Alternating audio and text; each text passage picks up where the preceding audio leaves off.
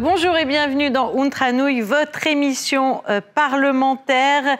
Bonjour Thomas Brezzo, bonjour Emma Solzé, bonjour. Journaliste à Radio Monaco. Vous êtes avec nous pour commenter cette émission. Alors jeudi, s'est tenue au Conseil national la première séance publique concernant le budget primitif pour l'année 2025. Alors 4 grands sujets importants pour la principauté étaient au cœur des discussions. Le logement, bien sûr, des Monégasques, le centre commercial de Fontvieille, le centre des traitements des déchets et puis la qualité de vie. Plus de détails donc dans cette émission. Alors entrons tout de suite dans le vif des sujets. Président, nous disions il y a quelques instants, jeudi, s'est tenue la première séance publique donc, concernant le budget primitif pour l'année 2025 au Conseil national, auquel participait bien sûr le ministre d'État Didier Guillaume. Président, alors après 4 mois de méthode Guillaume, quel est le climat avec le gouvernement? Vos relations sont-elles plus apaisées ou au contraire plus tendues? La dernière fois, vous nous disiez bien vous entendre avec le nouveau ministre. Bonjour Christinda, bonjour Emma. C'est toujours le cas, effectivement, où nous échangeons énormément avec Didier Guillaume sur tous les sujets qui concernent la politique de la principauté, chacun dans le respect de nos prérogatives respectives. Mais le dialogue est sain, on a un certain franc-parler tous les deux, une certaine transparence qu'on veut mettre en avant, un échange d'informations et donc une fluidité dans nos échanges qui permet d'avancer sereinement sur les différents sujets, d'être informé, de retourner les informations auprès de mes collègues, et ce qui permet effectivement d'avoir un débat beaucoup plus apaisé, trouver des solutions de manière commune. Donc c'est l'essentiel pour la principauté et pour la vie publique en général. Vous échangez régulièrement avec Didier Guillaume ? Quasi quotidiennement. Alors on a beaucoup de réunions sur les 4 derniers mois. Je crois qu'on a eu une trentaine de réunions entre le gouvernement et le Conseil national. Mais après, on se voit aussi lors des manifestations à l'extérieur où on ne manque pas l'occasion de pouvoir échanger, mais également s'il faut s'appeler ou s'il faut discuter de tel ou tel sujet, on n'hésite pas à le faire, autant lui que moi, et ce qui permet une fluidité, comme je le disais, dans les échanges, et donc pour le bien de la relation institutionnelle entre le Conseil national et le gouvernement, ce qui est essentiel pour le fonctionnement de la principauté. Donc la première séance budgétaire s'est ouverte jeudi soir. J'imagine que c'était dans un climat assez serein. Oui, tout à fait. Donc des annonces ont été faites auparavant. On avait reçu la réponse du ministre au rapport de la Commission des finances. On a des divergences de point de vue ou d'interprétation sur certains sujets, mais encore une fois, on est là pour débattre, on est là pour trouver un juste milieu, des solutions équilibrées dans l'intérêt de la principauté, des Monégasques, mais également des résidents ou des acteurs économiques de la place. Donc ce débat-là est essentiel, et c'est ce que nous faisons au cours des séances budgétaires. Comment il se présente ce budget primitif ? Alors, le budget primitif apparaît avec un déficit de l'ordre de 80 millions d'euros. Maintenant, il va y avoir le rectif qui va intervenir à l'automne prochain. Et puis le budget est basé sur un prévisionnel de recettes. Donc ce prévisionnel-là se veut quelque peu pessimiste, notamment du fait de l'arrêt de l'opération Maréterra et des rentrées exceptionnelles qui sont intervenues du fait de cette opération immobilière. Il faudra en tenir compte. On a pu le regretter par le passé. Qu'effectivement, l'arrêt de l'opération n'a pas été anticipé pour faire rentrer de nouvelles recettes, ce qui fait qu'on va se retrouver dans cette situation pour les mois à venir. Après, on sait également que les dépenses qui sont prévues au budget ne sont pas réalisées en intégralité.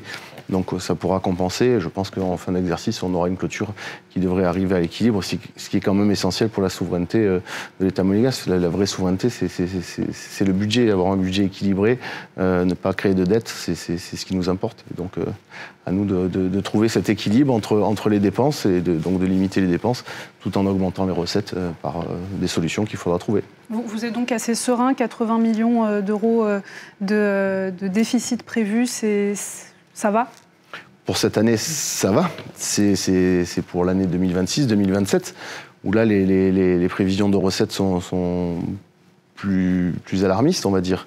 Mais après, encore une fois, c'est à nous de relancer les opérations immobilières, de faire rentrer des recettes. C'est à nous de trouver des solutions également novatrices pour pouvoir générer de nouvelles recettes que nous n'avons pas jusqu'à présent.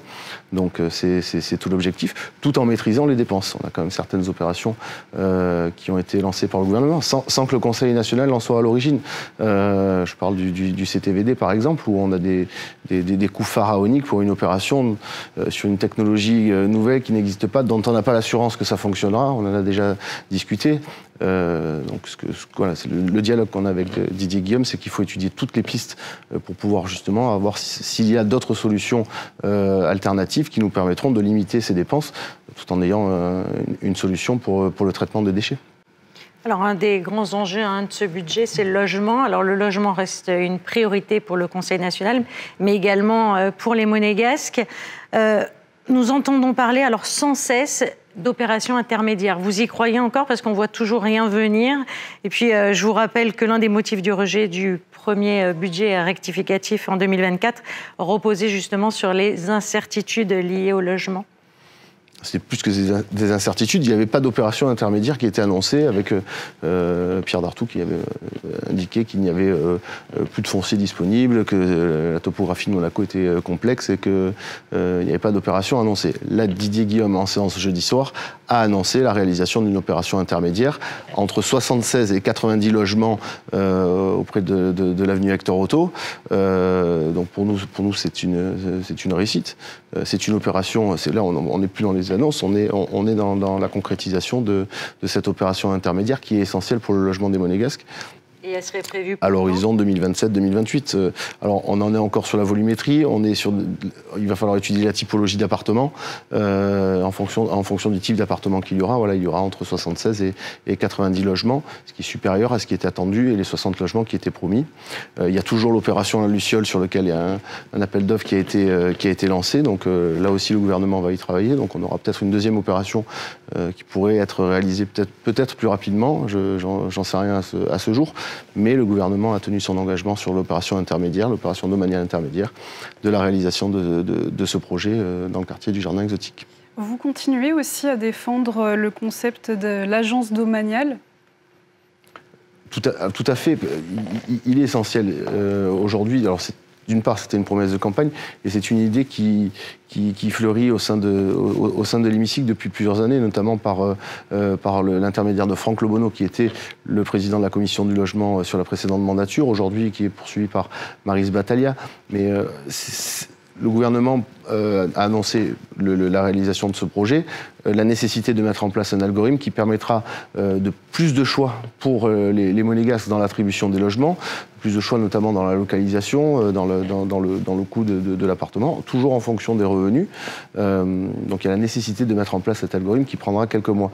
Mais au-delà de cet algorithme ou des modes d'attribution des logements domaniaux, c'est également une nouvelle relation qui doit y avoir entre l'administration et les Monégasques dans le lien qui les lie autour du logement. Donc ce qu'on demande, c'est effectivement que ce guichet unique soit mis en place. Je pense que ça devrait être le cas avec la réalisation de l'immeuble administratif à côté du collège Charles III, qui devrait accueillir les nouveaux services de l'habitat et de la direction des domaines. Ce qui permettra d'avoir un lieu unique d'échange auprès des interlocuteurs, de pouvoir s'adresser directement à une seule et même personne pour pouvoir avoir les informations, pour pouvoir déposer les dossiers. Donc ça simplifiera, je pense, la vie des Monégasques autour du logement. Donc c'est une bonne chose.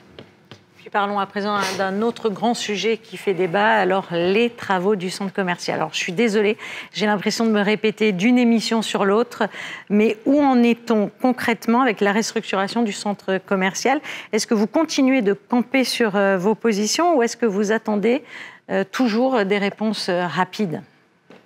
Alors, bien évidemment, le centre commercial est une des priorités des élus, mais des Monégasques également. On a vu dans la consultation sur laquelle on pourra revenir plus tard qu'un Monégasque sur deux souhaite une vraie restructuration du centre commercial avec des enseignes de qualité, des enseignes attractives, mais également un lieu de vie qui soit un lieu de restauration, un lieu d'animation, un lieu de rencontre. C'est aujourd'hui, ça serait un poumon économique au sein même de la principauté de Monaco, au sein même du quartier de Fontvieille. Donc on a la nécessité de poursuivre dans cette idée-là et ce projet. en fonction des prévisions de recettes, que le projet soit revu à la baisse, nous le comprenons parfaitement. Mais il y a eu des tergiversations qui ont duré pendant plusieurs mois qui font qu'aujourd'hui, le chantier est totalement à l'arrêt. Des discussions que j'ai personnellement avec Didier Guillaume, je sais que le gouvernement travaille activement sur le sujet, notamment avec le prestataire qui a été choisi par le gouvernement, et un projet va être présenté au printemps 2025. Alors certes, on perd encore quelques mois. Je préfère, à mon sens, perdre encore quelques mois plutôt que d'annoncer un projet et nous dire dans un an, non, ça ne pourra pas se réaliser, ou les dépenses vont être surdimensionnées par rapport à celles qui étaient prévues initialement. Prenons le temps de la réflexion, faisons un centre qui corresponde aux attentes des Monégasques, puisque ça fait partie de leurs priorités. Et c'est également un investissement qui va être productif de recettes.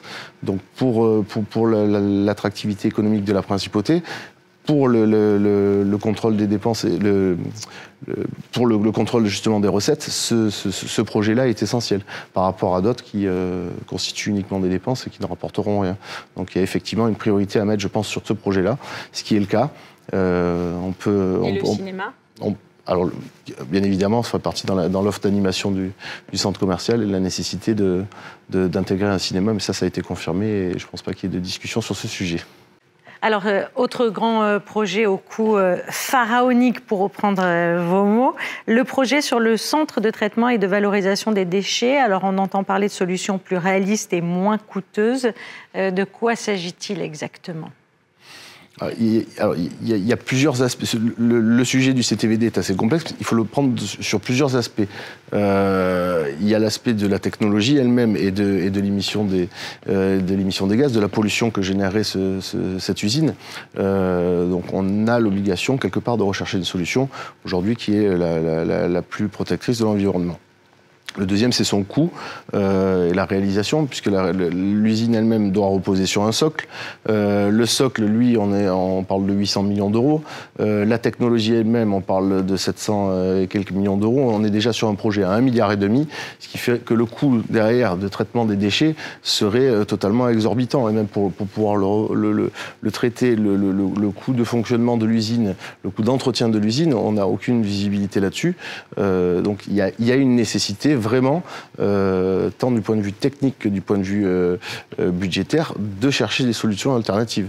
C'est ce que nous avons poussé depuis plusieurs mois, même si le projet avait été adopté dans le cadre du budget, mais on nous avait vendu une opération à 300 millions d'euros. On ne nous avait pas parlé du socle, on ne nous avait pas parlé des surcoûts sur la technologie. Entre 300 millions d'euros, où là on peut dire bon, c'est une dépense raisonnable pour réaliser une usine de traitement des déchets qui est respectueuse de l'environnement sur le territoire de la Principauté, on peut donner un avis favorable. Mais quand derrière on arrive à 1,5 milliard, la pilule a du mal à passer et c'est pour ça qu'on revient régulièrement sur le sujet. On peut pas se permettre de telles dépenses aujourd'hui, qui plus est avec le prévisionnel de recettes qui tend au pessimisme. Donc voilà. Maintenant, on ne peut pas dire non plus qu'on ne fera pas cette usine sur le territoire de la Principauté de Monaco tant qu'on n'a pas étudié toutes les solutions, et notamment juridiques, du fait de la Convention de Bâle qui interdit l'exportation des déchets. Mais bon, on traite bien les déchets de la France sur le territoire de la Principauté de Monaco. Pourquoi est-ce qu'on ne pourrait pas traiter les déchets monégasques sur le territoire français, d'autant que c'est le cas pour 80% d'entre eux. Donc on parle d'une partie infime de ces déchets-là. Mais donc le gouvernement justement travaille là-dessus avec la métropole de Nice pour essayer de trouver des solutions. Il y a des études juridiques également qui doivent être réalisées. C'est important. Et sans compter que si on ne réalise pas l'usine sur le territoire de la Principauté de Monaco, c'est du foncier en plus pour la Principauté de Monaco, et donc ça sera générateur de recettes aussi. Donc il faut pas oublier cet aspect-là aussi de la chose. Justement, vous pensez que la France serait prête à accueillir nos poubelles ? Alors la Convention de Bâle prévoit justement, a été établie pour éviter que les pays riches viennent finalement brûler leurs poubelles dans les pays les plus pauvres. Je ne pense pas que ça soit le cas entre la France et la région voisine. Je pense qu'on a tout intérêt à trouver des solutions communes. Ce sont des coûts tant pour la métropole que pour nous. Si on mutualise les coûts avec la région voisine, je ne pense pas que ça posera de difficultés sur ce sujet. Donc après, il y a des discussions à avoir, bien évidemment, avec la métropole, mais je ne pense pas qu'il y ait de désaccord sur ce sujet-là. Ça permettra aussi de compenser une partie des coûts de fonctionnement pour ce qui les concerne. Donc je ne pense pas qu'ils soient totalement perdants si demain on traitait une partie de nos déchets sur le territoire voisin. Revenons à présent sur la grande consultation des Monégasques, une consultation qui était très précieuse pour le Conseil national. Les Monégasques, apparemment, en avaient gros sur le cœur.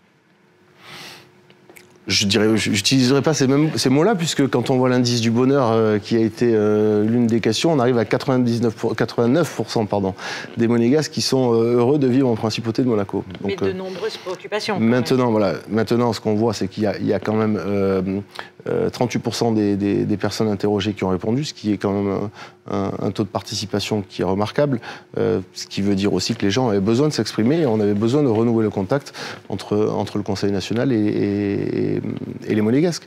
Donc ça, c'est un objectif qui était souhaité et qui a été pleinement réussi. Donc ça, c'est de ce point de vue-là une réussite, oui. C'est une bonne nouvelle pour vous, 38% de taux de participation? Totalement. Plus l'échantillon de réponses est large, plus les réponses sont précises et représentatives des attentes de la population. C'est important que le Conseil national, qui est la représentation démocratique en principauté, la représentation de la population, soit à l'écoute de cette population-là pour pouvoir mener les politiques qui intéressent les Monégasques en général.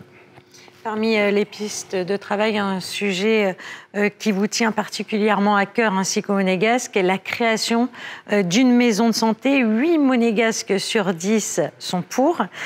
Ça révèle quoi, selon vous, cette demande ? Alors, on voit que l'offre de soins en Principauté de Monaco est de qualité. Ça, c'est un premier point. Donc, les médecins qui sont présents à Monaco, notamment au sein du CHPG, font du travail de qualité. Ce qu'il ressort davantage de la consultation, c'est la difficulté pour obtenir des rendez-vous, et notamment chez certains spécialistes. On va parler de la pédiatrie, des généralistes, dermatologues ou autres. Et c'est là qu'effectivement a germé cette idée de la maison de santé, pour pouvoir justement permettre d'accueillir, on le sait, trouver des locaux en Principauté de Monaco, c'est difficile, donc ça permettrait d'accueillir peut-être des nouveaux médecins qui pourraient exercer ces spécialités-là pour permettre justement aux Monégasques, mais également aux résidents et aux travailleurs, mais également aux résidents des régions voisines. On va comparer le nombre de médecins au nombre d'habitants de ce qui se fait en Principauté de Monaco et ce qui se fait en France. Mais on ne tient pas compte du fait qu'à Monaco aussi, on accueille les résidents des communes voisines qui viennent aussi se faire soigner en Principauté de Monaco. Donc les chiffres qui ont été donnés hier par le gouvernement pour justifier que la maison de santé ne se fera pas ou écarter ce sujet-là, pour moi, sont trompeurs. Mais après, peut-être que ce n'est pas la solution idéale. Mais ce qui est sûr, c'est qu'il faut trouver une solution pour que tout un chacun puisse avoir un rendez-vous dans un délai raisonnable. On n'est pas dans du confort, on est dans la santé. Ce qui est la deuxième préoccupation des Monégasques, on l'a vu par le biais de la consultation. Mais il faut trouver des solutions, effectivement, pour que tout le monde, pas que les Monégasques pour le coup, puissent avoir des rendez-vous auprès des spécialistes dont ils en ont besoin le plus rapidement possible. Le gouvernement princier ne serait pas vraiment favorable à l'installation d'une maison de santé. Dans ces cas-là, vous seriez prêt à abandonner l'idée, même si tout le monde l'attend, en tout cas 8 Monégasques sur 10 ? Après, alors, il y a la maison de santé, il y a l'image de la maison de santé et c'est celle qui a voulu être donnée notamment par Christophe Robineau en séance, c'est celle de la maison dans les déserts médicaux où on va installer des médecins pour que les gens puissent avoir accès aux soins. C'est pas ça qu'on demande non plus. C'est voilà, encore une fois, c'est la possibilité de mettre à disposition des locaux mutualisés auprès de médecins, pour permettre justement de favoriser l'installation des 10 médecins, notamment dans les spécialités qui manquent en Principauté de Monaco, de manière plus facile et plus rapide, pour pouvoir avoir une offre de soins plus uniforme et conforme aux attentes de la population monégasque. Si le gouvernement a une autre solution à proposer qui n'est pas celle de la maison de santé, pourquoi pas ? L'objectif, encore une fois, nous n'avons pas la science infuse, mais l'objectif, c'est de permettre aux Monégasques, aux résidents et à la population d'avoir accès aux soins, quelle que soit la solution qui soit trouvée. Donc, si effectivement d'autres alternatives sont trouvées et que le résultat est là, pourquoi pas abandonner la maison de santé telle qu'elle. Mais voilà, nous, on poursuit un objectif, c'est justement de permettre d'avoir une offre de soins diversifiée et accessible à tous. L'offre de soins, seconde préoccupation des Monégasques. Mais alors, la première préoccupation, la qualité de vie. Alors, sans parler des travaux constants, les routes sans cesse saturées, surtout aux heures de pointe. Que dire du projet Brasca, parce que là aussi, les estimations budgétaires donnent le tournis. À ce jour, 1 milliard d'euros. Alors, est-ce que ça serait la solution pour convaincre enfin les pendulaires de ne plus prendre leur voiture? La solution, je ne pense pas. Je pense qu'il y a quand même déjà un appel à projet qui a été lancé auprès du Journal de Monaco, qui n'a pas été discuté en séance publique. C'est une information qui a été cachée dans les documents, cachée entre guillemets, mais dans les documents qui nous ont été remis, sur lesquels on avait insisté lors des séances privées. Et le lendemain de la séance budgétaire au rectificatif, on apprend dans le Journal de Monaco un appel à projet de 1,2 milliard sur un projet Brasca. C'est pas... voilà. Alors, d'un côté, il y a le coût pharaonique de cette opération qui se fait, à mon sens, un peu dans la précipitation pour les études, de dire où est-ce qu'on va et qu'est-ce qu'on va faire. Est-ce qu'on va se limiter à ce tronçon entre la Brasca et Monaco, ou est-ce qu'il ne faut pas avoir un projet plus important, mais également avec les pays voisins, qui sont la France, même jusqu'à l'Italie, qui deviendrait un projet européen en termes de financement. On sait que ça a aussi son importance. Voilà. Ce que j'ai dit et ce que j'avais souligné, c'est que pour une fois, le gouvernement fait preuve d'audace. Donc c'est sur des projets comme ça et sur le long terme qu'on pourra résoudre une partie des problèmes de mobilité. Mais je pense qu'il faut, là, encore une fois, ne pas le faire dans la précipitation, bien réfléchir à ce qu'on fait, le tracé lui-même, le coût, voir jusqu'où on va du côté de Nice ou du côté de l'Italie. C'est important d'avoir cette réflexion, mais je pense que sur le long terme, si on veut avoir des solutions sur le long terme, ça passera quand même sur des projets d'importance et on ne pourra pas faire l'économie de ça. Donc à un moment donné, il faut quand même mettre la première pierre et je pense que bon, l'appel à projet, même si on peut critiquer les conditions dans lesquelles il a été fait, aura le mérite d'ouvrir la réflexion sur le sujet. Et j'espère qu'on pourra avancer à l'avenir pour trouver des solutions. Il y en a d'autres, notamment, je pense, l'amélioration de la desserte du TER, sur lequel le gouvernement travaille avec la région voisine. Donc ça aussi, c'est une des priorités, une des préoccupations principales pour la mobilité. Et après, il y a d'autres mesures internes aussi qui ont été annoncées par le gouvernement au printemps. Donc voilà, comme l'a dit Didier Guillaume hier, c'est pas un projet qui peut se voir au cas par cas, c'est un problème qu'il faut voir à 360 degrés, parce que si on bouge les choses d'un côté, ça peut avoir des incidences de l'autre aussi. Il y a une réflexion globale qui est menée, nous espérons un plan sur la mobilité, un plan général sur la mobilité, avec une multitude de solutions qui permettront de résoudre une partie du trafic en Principauté de Monaco, qui est tout simplement insoutenable. Ça, on peut pas le nier, on fait tous le même constat, on est tous les jours dans nos véhicules, que ce soit même dans les bus ou autre. Il y a un travail à faire sur ce sujet, c'est complètement indispensable. Est-ce que vous avez l'impression également que le ministre d'État est favorable à un projet de métro? Vous en avez parlé avec lui? Et il l'est, je crois savoir d'ailleurs qu'il a un peu changé d'avis sur la question et qu'aujourd'hui on partage la même vision, que c'est sur le long terme un métro, mais je pense un métro plus large et pas seulement au tronçon qui a été annoncé dans l'appel à projet, qui concerne un terrain qui appartient à la Principauté de Monaco et la Principauté de Monaco. C'est difficile de faire l'appel à projet sur un circuit plus long qui concerne d'autres États, mais je pense qu'il doit y avoir une réflexion qui doit être menée avec ces États pour que effectivement ce projet puisse être étudié dans un premier temps et réalisé dans un second si effectivement c'est la solution. Mais aujourd'hui, oui, je pense que si on peut désengorger les routes, il faudra passer par le souterrain. Peut-être d'autres solutions, mais en tout cas, il faut les étudier. Parlons à présent d'un sujet qui reste très sensible en Principauté, l'IVG. 80% des Monégasques ont voté pour. Est-ce que ce chiffre vous a surpris? Ils n'ont pas voté pour encore, mais ils sont favorables effectivement à l'IVG. On savait que la population monégasque était quand même favorable à l'interruption volontaire de grossesse. La société évolue, pas qu'en Principauté de Monaco, on n'est pas limité aux frontières, c'est le cas partout ailleurs. Donc effectivement, ce qui nous a surpris, c'est l'ampleur effectivement du résultat qui est quand même particulièrement élevé. Donc aujourd'hui, à nous de mener une réflexion sur ce sujet qui n'est pas simple. On touche à la dignité humaine, on touche à des principes importants, des libertés fondamentales, dans un pays où la religion d'État est la religion catholique. Voilà. Moi, j'aborde ça plus d'un point de vue sociétal d'une part, auquel il faut répondre et trouver des solutions, mais d'un point de vue juridique aussi. C'est à nous de trouver des solutions pour que le droit coïncide aussi avec l'évolution de la société et qu'on ait à Monaco en soit un État moderne et pas un État rétrograde sur des questions sociétales. Donc voilà, c'est un premier pas à mener. Ça ne veut pas dire que nous allons mettre en place l'IVG, ça ne m'appartient pas, mais en tout cas le Conseil national prendra ses responsabilités. Je m'y suis engagé lors de la soirée de restitution de la consultation. Je me suis engagé effectivement à déposer une proposition de loi qui devra ensuite être transformée ou non par le gouvernement, qui là prendra ses responsabilités, et ensuite le texte reviendra sur le bureau du Conseil national et pourra être voté le cas échéant. Donc, nous y travaillons, nous avons déjà commencé nos travaux, nous avons quelques pistes de réflexion. Je pense qu'au printemps, avant le printemps 2025, nous allons être en mesure de déposer une proposition de loi sur le sujet qui permettra de répondre justement à l'attente de près de 80% de la population.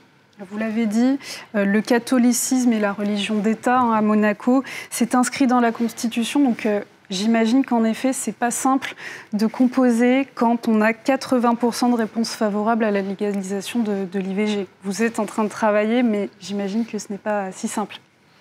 C'est pas si simple, mais bon, c'est à nous de trouver des solutions, c'est à nous de voir ce qu'il en est. Après, c'est pas parce que la religion d'État est la religion catholique que la liberté des cultes, elle est aussi garantie, quelle que soit la religion. Les autres religions sont reconnues aussi en principauté de Monaco, et il y a une liberté de les pratiquer, mais il y a aussi une liberté de ne pas les pratiquer. Et ça, c'est aussi un point qui est important. Et puis après, rappelons-le, on a quand même un sujet où on vient, aujourd'hui, les caisses sociales viennent rembourser l'IVG qui est pratiqué sur le territoire voisin. Il y a un problème d'hypocrisie sur ce sujet, et moi, ne me satisfait pas. Donc à nous d'apporter des solutions, peut-être de faire entrer des ronds dans des carrés, d'avoir des discussions avec l'ensemble de mes collègues d'abord, et puis après auprès des différentes institutions pour convaincre in fine le gouvernement que le texte reste respectueux des accords qui ont pu être passés avec le Vatican et ne vient pas intervenir, que le droit ne vient pas interférer avec le catholicisme. Donc voilà, c'est un petit défi à relever. Et je m'y engage. Alors, avant de refermer cet entretien, Président, les Monégasques semblent avoir une très bonne image du Conseil national. Je crois qu'il y a près de 70% de gens qui sont satisfaits. Pour moi, c'est pas assez. Alors, dans d'autres pays, on pourrait s'en satisfaire.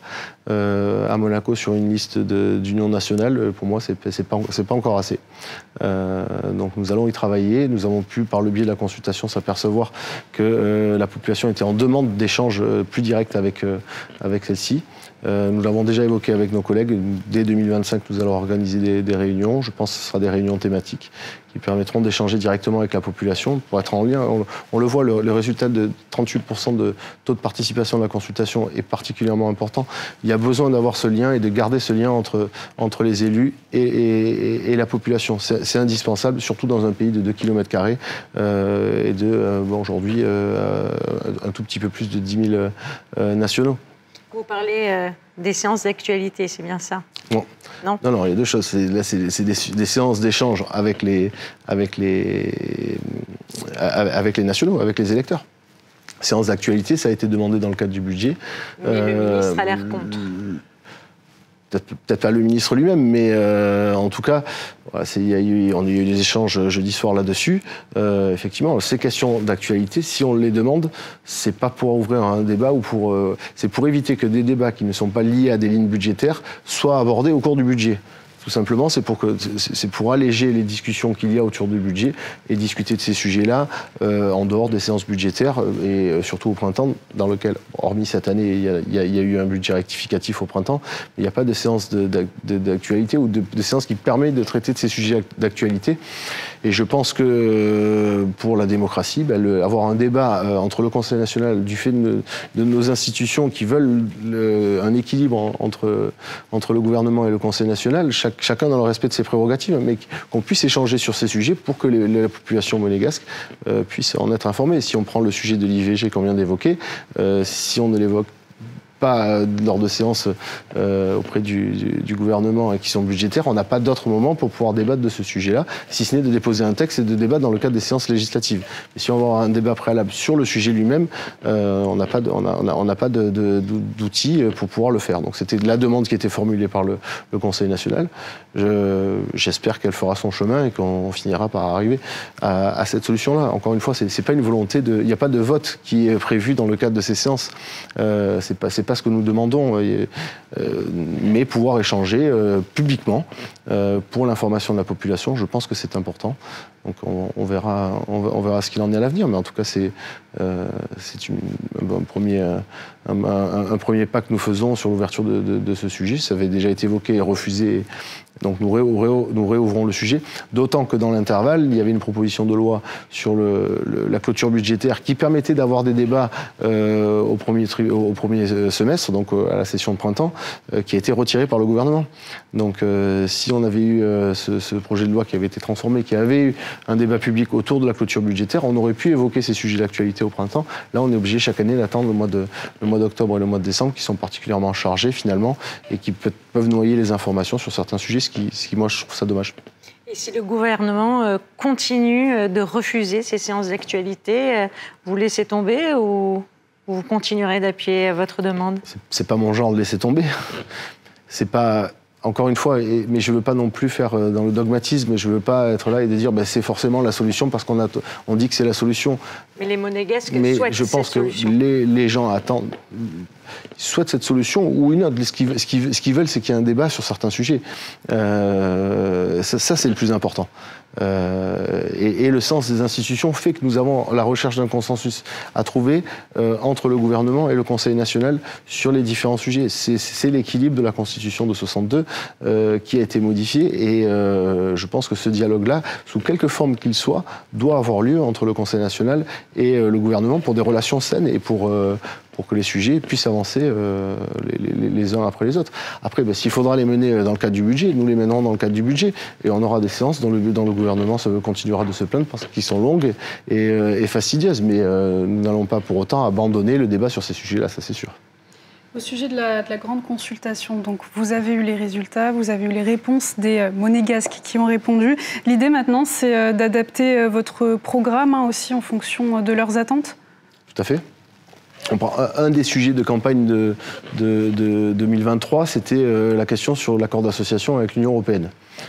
Quelques mois après l'élection, les accords ont été interrompus. Aujourd'hui, c'est plus un sujet d'actualité. On y reviendra peut-être un jour sur un accord peut-être un peu plus restreint, des accords sectoriels ou des accords commerciaux. Mais celui qui était discuté initialement n'est plus d'actualité. Et c'était le sujet majeur de la campagne de 2018 puis de 2023. Donc aujourd'hui, il faut réorienter la politique du Conseil national.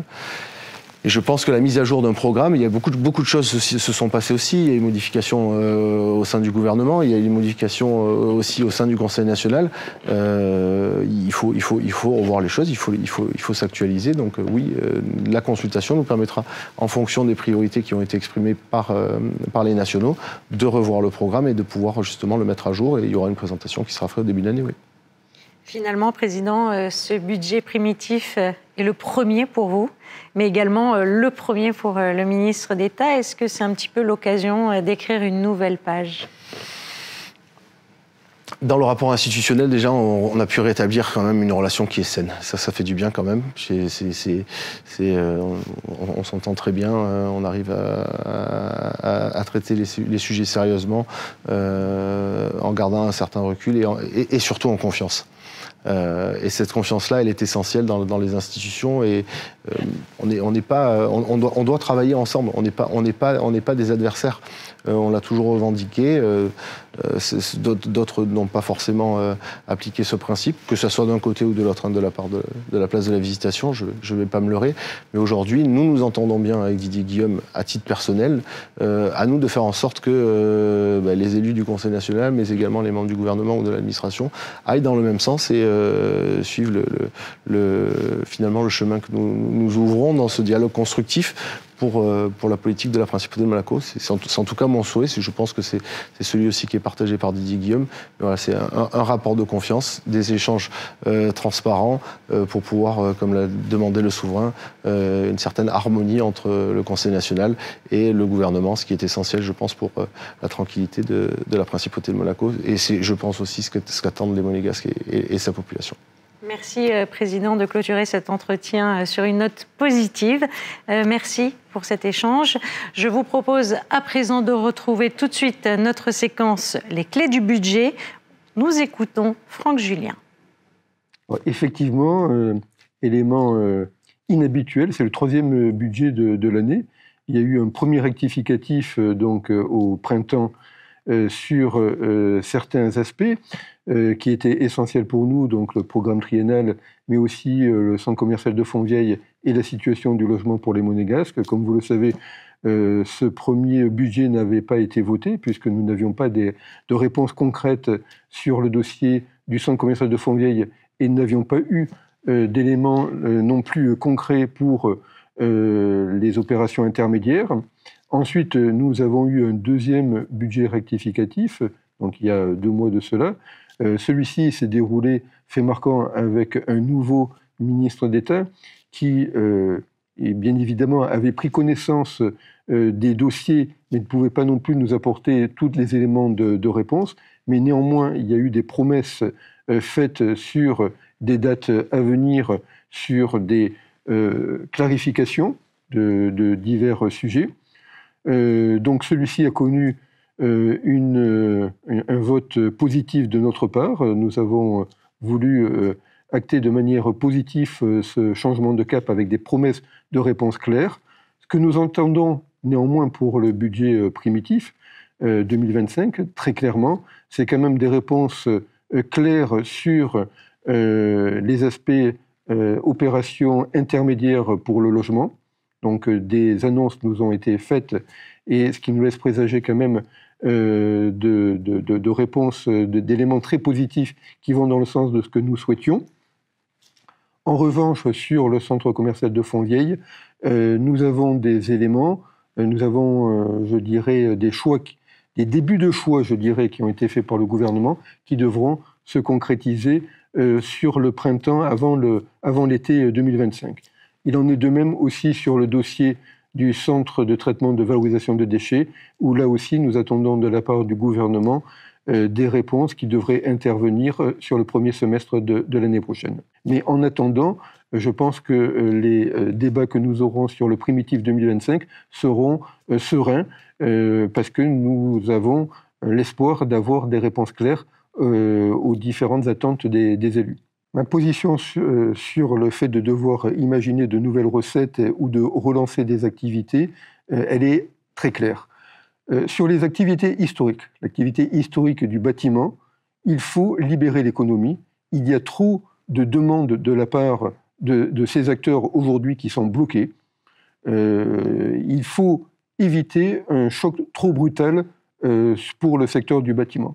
Et quand je dis ça, malheureusement, je me reprends quasiment immédiatement parce que c'est déjà quasiment trop tard. Donc il faut limiter l'impact de ce changement de rythme qu'il va y avoir sur les opérations des grands travaux. Donc il faut que le gouvernement donne de la lisibilité à ces acteurs parce qu'ils vont devoir faire des choix difficiles. Ça, c'est une certitude.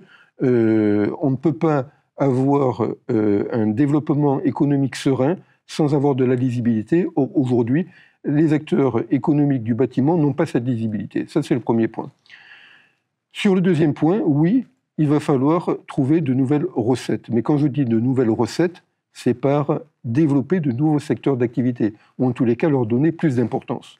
Ce n'est pas faire du matraquage fiscal, ça n'a jamais été le cas à Monaco. Donc il s'agit vraiment de vouloir privilégier certains acteurs économiques, certains secteurs économiques, qui seront les relais de croissance de demain. Je ne serai pas le premier élu à dire qu'un budget n'est jamais acquis. On va avoir des débats et seront sur certains sujets intéressants. Très certainement, des débats auront lieu sur un sujet compliqué qui est celui de la mobilité et de la qualité de vie. Mais globalement, je suis quand même serein et optimiste sur ce budget. Passons à présent à notre rubrique « L'esprit des lois ». Écoutons les rapporteurs concernés. Alors, l'origine de la proposition de loi 265 demandant l'instauration d'un schéma directeur de développement pour la principauté est venue c'est venu de mes anciennes fonctions professionnelles qui m'ont toujours intéressée à l'urbanisme et à la gestion urbaine en général. Et effectivement, en fouillant un petit peu ce qui était fait en principauté, on a vu que il y avait un schéma, politique d'équipement pour être plus précise, qui avait été déposé et initié par le prince Régnier III en 2003. Donc l'idée est devenue là, donc j'ai pu ressortir en fait ces archives avec ces dossiers de 2003, voir ce qui avait été fait, ce qui avait été impulsé par les personnes en place à cette époque et ce qui avait été présenté au prince Régnier III, ce qui était déjà une très très bonne base. Le travail effectué était déjà très bien, mais il a fallu effectivement le réactualiser, le remettre au goût du jour et en fait réimpulser ces habitudes de réfléchir un territoire et non pas de fonctionner à l'opportunité d'un projet, à l'opportunité d'un besoin, sans en analyser son intégration dans l'ensemble du territoire et dans la globalité des problématiques rencontrées. Alors, le schéma directeur, il s'organise en 3 parties. Principalement, il va y avoir une étude, un état des lieux, une photographie de la principauté à un instant T, avec un rapport prospectif qui va permettre de donner les tendances de la société, les tendances des besoins, de qu'est-ce qu'on a, et ensuite faire des projections sur 20 ans de comment on va évoluer, comment on peut évoluer. Suite à ce rapport prospectif qui est finalement un diagnostic de notre territoire, vraiment une photographie, un état des lieux avec des prospections, il va s'en suivre ce qu'on va appeler un PAS, un projet d'aménagement stratégique en fait qui va nous permettre de poser des jalons avec des aménagements qui sont nécessaires, des aménagements qui nous sont en priorisant les besoins, mais qui nous sont justement indispensables, avec ceux qui sont le plus à avoir, avec ce qui serait intéressant pour développer notre économie dans un sens ou dans un autre. Voilà, donc ça va être vraiment de la stratégie pure à venir orchestrer sur notre territoire. Et suite à ça, on va en sortir ce qu'on appelle un document, donc un DO, ce qu'on va appeler un DO, D-O-O, un DO, plus si on peut le prononcer de cette manière-là. Un document d'objectifs, et celui-ci va venir instaurer des programmes plus précisément, selon un échelonnage, avec vraiment un cadencement, une priorisation, avec peut-être des lieux fonciers, des terrains fonciers identifiés, avec des programmes identifiés, avec vraiment un continu, un suivi. Et ce document-là pourra être revu effectivement chaque année. L'objectif d'un tel document, c'est de ne pas le garder statique, parce que le gros bémol qui avait été fait avec la politique d'équipement de 2003, c'est qu'elle est restée en 2003 et elle a statué en 2003, elle n'a jamais évolué, elle n'a jamais été révisée, elle n'a jamais été représentée selon justement cette stratégie d'état des lieux, de programmation des besoins, priorisation des besoins et ensuite de suivi. En fait, il y a un schéma qui est de 5 ans, c'est-à-dire tous les 5 ans, il y a une révision obligatoire. Et il y a aussi une révision donc, de l'intégralité de la procédure, c'est-à-dire état des lieux, diagnostic, priorisation des besoins et programmation. Comme ça, on ne peut pas rester dans un état obsolète, si vous voulez. Et après, il va y avoir une révision aussi possible tous les ans. C'est-à-dire qu'il y a effectivement un bilan qui est fait, des programmes qui ont été engagés pour les 5 ans, un bilan qui est fait chaque année, qui est présenté avec l'activité budgétaire, parce que forcément, cela va en lien avec l'activité budgétaire, parce que les investissements doivent se faire en raison. Et en fait, tous les ans, si on voit que les programmes n'ont pas les effets escomptés, on peut effectivement venir modifier le document pour ne pas rester dans une situation qui nous obligerait à attendre 5 ans pour venir modifier ou adapter, simplement adapter un programme et bloquer, on va dire, toute une structure et toute une activité économique. Et ensuite, c'est également dans l'intérêt des acteurs privés et des acteurs économiques de la principauté, parce que ces personnes ont besoin d'avoir une feuille de route. C'est-à-dire que sur un territoire aussi complet, aussi complexe, il est nécessaire de pouvoir dire les besoins, de pouvoir les établir, les besoins réels de notre territoire, les besoins réels du gouvernement et les besoins réels de la population. Parce que les acteurs économiques sont là effectivement pour faire de l'argent, mais ils sont aussi là pour faire des infrastructures qui répondent aux besoins de la société. Et c'est en ça que ce document pourra être une photographie des besoins de la principauté. Alors je pense que oui, il y a quand même de bonnes chances que le gouvernement l'adopte et nous retourne cette proposition de loi acceptée dans les 18 mois qui arrivent. Alors évidemment, on aimerait qu'ils n'attendent pas les 18 mois pour pouvoir nous accepter cette proposition de loi et la transformer en projet de loi, mais la coutume veut que oui. Mais je pense qu'il y a quand même de bonnes chances. En tout cas, c'est dans leur intérêt de le faire. Alors, le projet de loi 1054 que nous venons de voter, en effet, c'est la transposition en droit monégasque du RGPD, le Règlement général de protection des données européen. C'est un très gros texte de plus de 100 articles qui a demandé beaucoup de travail et qui a été entamé sous la précédente mandature. Aujourd'hui, ce texte induit une profonde réforme de notre droit en matière de protection des données personnelles. C'est un texte qui est très complexe, mais qui paradoxalement assouplit certaines mesures avec beaucoup plus de responsabilités et moins de déclarations préalables notamment. On a aussi veillé à ce qu'il y ait une adaptation pour les entreprises d'une certaine dimension, c'est-à-dire qu'au-delà de 50 salariés, on n'a pas les mêmes obligations qu'en dessous de 50 salariés. Et deuxièmement, c'est un texte qui est beaucoup plus protecteur pour les individus. Le droit des consommateurs, notamment sur Internet, sera beaucoup plus pointu, avec des exigences qui sont donc transposées du droit européen, qui empêchent les utilisateurs de données de faire n'importe quoi avec ces données, tout simplement. On ne pourra pas les transférer à n'importe qui, on ne pourra pas en faire n'importe quoi. Il faudra que ça reste sur un objectif précis et déterminé.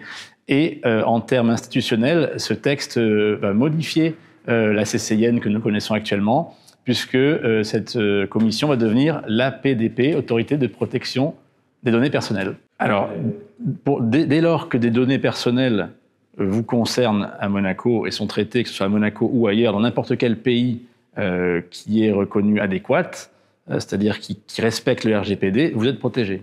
Et c'est ça qui est important avec ce texte, c'est que Monaco pourra demander à la Commission européenne une reconnaissance d'adéquation, c'est-à-dire la reconnaissance officielle que notre droit monégasque est bien conforme, applique les plus hauts standards en matière de protection des données. Alors moi je trouve effectivement qu'aujourd'hui, avec tout le développement de l'intelligence artificielle, etc., il faut des garde-fous. Et donc ce texte tombe à point nommé, même s'il ne sera peut-être pas suffisant dans quelques temps, parce que ça va tellement vite qu'il faut déjà penser au coup d'après. Mais on peut déjà se féliciter que ce texte à Monaco existe, évidemment, oui. La proposition de loi 266 sur le plaidé coupable est l'expression en fait de la volonté du Conseil national d'améliorer les moyens de la justice. Pour le dire simplement, ça permet à un prévenu, sous réserve de l'accord évidemment du procureur, du juge, éventuellement des victimes, de directement plaider coupable, directement être condamné avec inscription au casier judiciaire et sans passer par la phase procès. C'est un procédé très simple en fait, qui existe déjà par exemple dans le pays voisin. C'est la reconnaissance préalable de culpabilité qui a été mise en œuvre, je pense, depuis un peu plus de 7-8 ans et qui fonctionne très bien. Et à Monaco, en plus, dans la proposition de loi que nous avons votée, nous l'avons voulu strictement similaire à une condamnation en première instance normale, c'est-à-dire qu'elle est susceptible d'appel. En bref, elle reprend exactement les mêmes règles qu'une condamnation normale. Alors, c'est une proposition de loi. Donc, une proposition de loi constitutionnellement, le co-législateur a 6 mois pour indiquer au Conseil national s'il décide, oui ou non, de la transformer en projet de loi, 6 mois maximum, et ensuite 12 mois maximum supplémentaires pour déposer un texte qui ensuite sera voté et deviendra une loi. Ce qui est un peu regrettable, c'est que systématiquement, pratiquement, le co-législateur attend quasiment la fin du délai maximum, des 2 délais maximum, pour faire sa réponse, alors que par exemple sur un texte comme celui-là, on pourrait aller beaucoup plus vite, d'autant que une des choses que nous demande le GAFI pour sortir de la liste grise, c'est justement d'avoir un certain nombre, de démontrer l'efficacité en fait de notre dispositif par un certain nombre de condamnations. Ce dispositif permettrait, est vraiment fait pour ça, pour aller beaucoup plus vite et répondre aux exigences du GAFI en matière de blanchiment et sortir le plus vite possible Monaco de la liste grise. Donc pour l'instant, la balle est dans le camp du co-législateur.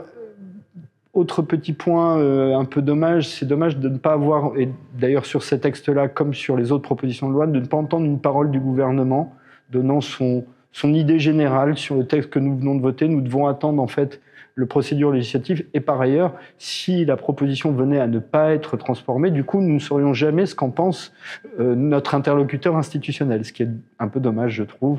Mais sinon, pour l'instant, la balle est maintenant dans le camp de notre contrepartie institutionnelle. C'est une véritable avancée pour les salariés. Le compte épargne-temps, il faut le rappeler, est à l'initiative du Conseil national. C'est une véritable avancée pour les salariés de Monaco, dans une perspective de pouvoir cumuler des jours à congé afin de pouvoir peut-être anticiper un départ à la retraite. Dans une entreprise, il faudra tout d'abord avoir l'accord des délégués syndicaux et des représentants du personnel, c'est-à-dire les délégués du personnel, proprement dit, et l'entreprise pourra le mettre en place de lui-même aussi. En revanche, ce qui est important de préciser, c'est qu'aucunement l'entreprise pourra forcer l'employé de devoir s'en servir. C'est uniquement à l'initiative de l'employé. Charge à lui de prendre ses 4 semaines de congés légaux et de pouvoir mettre ensuite sa 5e semaine, ses jours de récupération, ses heures supplémentaires dans ce compte épargne-temps. Il lui sera après à sa guise de vouloir l'utiliser pour pouvoir partir à la retraite avant ou alors de pouvoir faire face à des défis de la vie qui malheureusement des fois sont compliqués à gérer, un décès ou alors des vacances pour pouvoir souffler. Il pourra alors utiliser son compte épargne-temps afin d'avoir un peu plus que l'année précédente ou celle d'avant. L'employé doit toujours prendre ses 4 semaines de congé légal. La 5e pourra être affectée à ce compte épargne-temps. Ses jours de récupération, ses heures supplémentaires, des jours de convention, tout ça, il pourra le mettre dans son compte épargne-temps. Après, ça sera à lui de le gérer, ou en monétisation, ou alors pour pouvoir anticiper un départ à la retraite. Mais pas que. Il pourra aussi faire face aux défis de la vie. Malheureusement, des fois, un décès nous permet de pouvoir souffler un peu plus longtemps en piochant dans ce compte épargne-temps, ou des aléas de la vie plus joyeux. Quoi qu'il en soit, si l'employé aura par exemple besoin de souffler une année plus que d'autres, il pourra récupérer dans son compte épargne-temps et s'en servir pour pouvoir vaquer à ses occupations. Le CET pourra être mis en place par l'employeur, avec bien sûr l'accord des délégués du personnel et des délégués syndicaux. Les conventions collectives sont là aussi pour pouvoir les mettre en place. Mais attention, en aucun cas, l'employeur ne pourra forcer l'employé à utiliser le compte épargne-temps. Ce sera uniquement si l'employé le décide. C'est un avantage, évidemment, pour les employés, mais pas que. Pour les employeurs aussi. Cela permettra de garder leur talent au sein de leur entreprise et de pouvoir faire face à la concurrence des pays voisins qui l'ont déjà instauré. Tout ça, c'est pour le bien des employés de Monaco, mais aussi des employeurs. Oui, alors cette loi était assez attendue, notamment par les stagiaires. Et en fait, elle permettra de donner un cadre juridique aux stages qui auront lieu, alors à ce stade pas encore dans la fonction publique. Et ce texte prévoit aussi des dispositions dans le cadre de la formation continue ou de la reconversion professionnelle. Le principe étant qu'en fait, les étudiants qui peuvent bénéficier, qui rentrent dans le champ de ce dispositif, doivent être affiliés à un établissement qui dispense un enseignement supérieur. Alors, l'intérêt pour les entreprises est de pouvoir bénéficier d'un cadre juridique et un cadre donc légal qui permettra d'encadrer les conditions de leurs stagiaires au sein de leur entreprise. Et aussi, de manière générale, ça permet de s'assurer qu'on va avoir des stagiaires qui vont bénéficier d'un encadrement optimal et peut-être donc d'une formation qui sera la meilleure possible pour pouvoir peut-être à terme intégrer ces entreprises en milieu monégasque. L'aspect rémunération a été prévu, mais sur ce point spécifique, nous attendons un texte d'application du gouvernement, une ordonnance souveraine plus spécifiquement, qui viendra déterminer le montant de la gratification.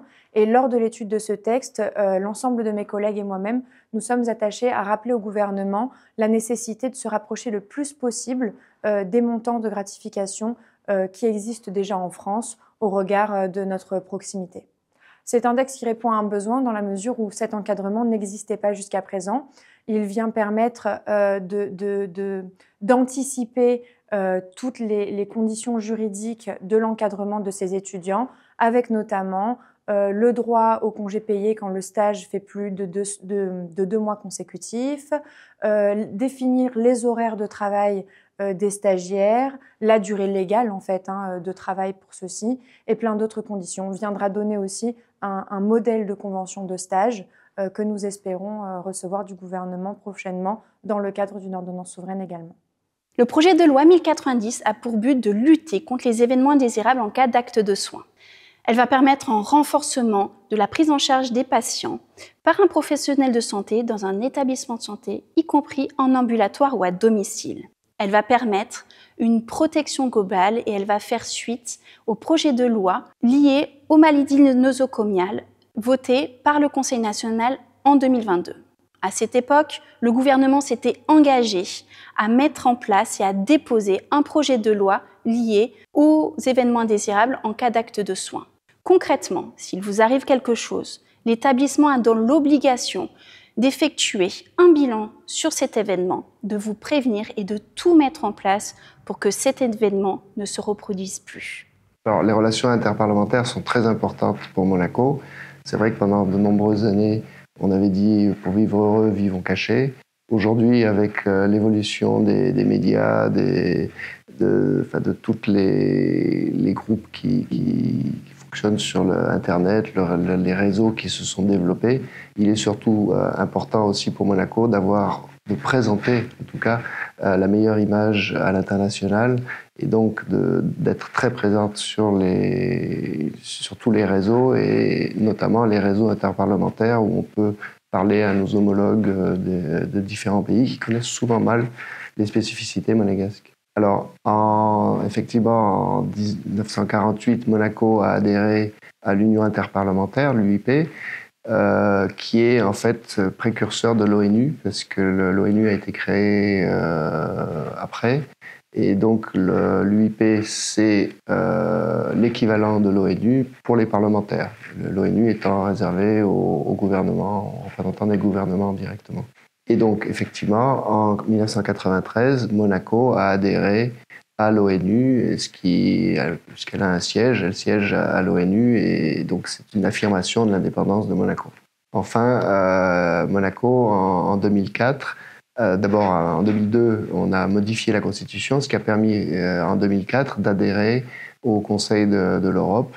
Alors, cette année, nous sommes allés à Malte, puisque chaque année, nous nous réunissons dans un pays. Une fois par an, les présidents des petits États d'Europe se réunissent. Et donc, justement, pour aborder ces problèmes de spécificité particulière aux petits États, pour essayer de se coordonner, justement, pour les votes lors des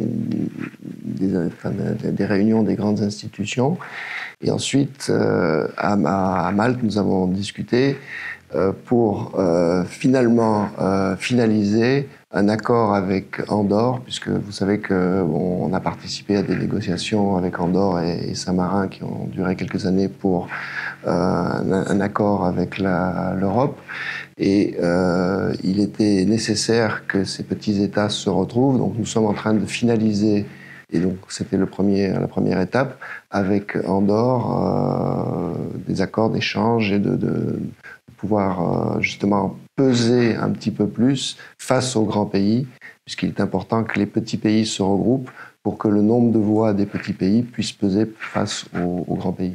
Alors, il est très important, effectivement, comme je viens d'expliquer, que les relations interparlementaires soient très fortes entre les pays. Déjà, comme je disais, les petits pays, parce que ça leur permet de se mettre d'accord face à des problèmes qui les concernent, qui sont très différents des grands pays, qui n'ont pas du tout le même poids. Donc ça permet d'avoir un groupement qui peut parler d'une même voix face à des votes importants au sein de ces institutions. C'est aussi l'occasion de pouvoir défendre les spécificités propres à ces tout petits pays. C'est ainsi que se referme ce magazine parlementaire. Merci Thomas Abrezzo pour vos éclairages. Merci beaucoup Emma Solzé d'avoir été avec nous. Nous nous retrouvons ce lundi à 17h pour la deuxième séance budgétaire au Conseil national. Et merci à vous pour votre fidélité. À bientôt.